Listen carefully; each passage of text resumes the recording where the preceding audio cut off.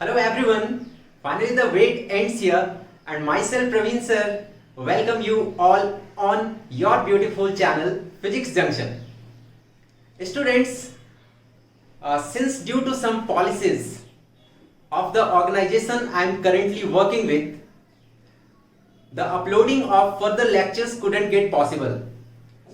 But since you all are my real identity, and as I said of teaching whole physics 11th and 12th syllabus on this channel, then how could I forget that? So after a few requests with the organization, now everything is taken care of, and from now onwards you all will receive the lectures continuously. So keep revising the topics taught in earlier lectures and make your concepts more concrete.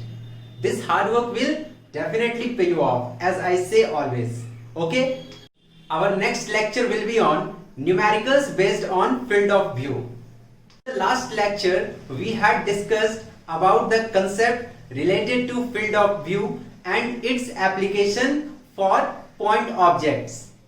Now in the next lecture, we will discuss its application for the extended objects. Stay tuned, and if you have not subscribed the channel yet, do subscribe it and press the bell icon to get the notifications for the upcoming lectures.